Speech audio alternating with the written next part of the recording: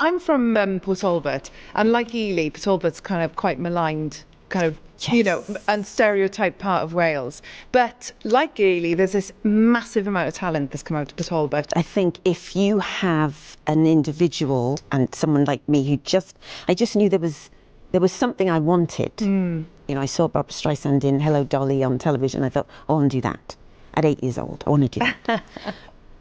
But I think if you're someone coming from an area like that and you don't have the stepping stones, then it can be tricky. When I did the National Youth Theatre of Wales, West Glamorgan Youth Theatre and Porthcawl Comp were ridiculously overrepresented with the most extraordinary talent. Ruth Jones from Porthcawl. Absolutely. Michael Sheen. And it's because there were people who ran the drama department or ran the youth theatre who said, you're terrific. Let me show you what's possible with that talent. And thankfully, I had a drama teacher who told my mum when I was 11, 12, an hour a week of drama is not enough for this girl. But if she hadn't said that, You wouldn't have had a clue.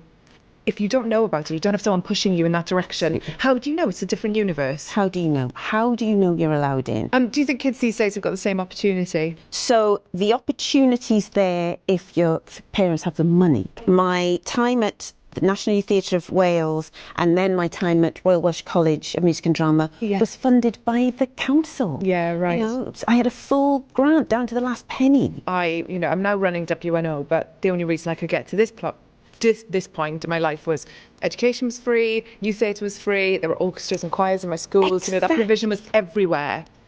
And I do worry about what happens now.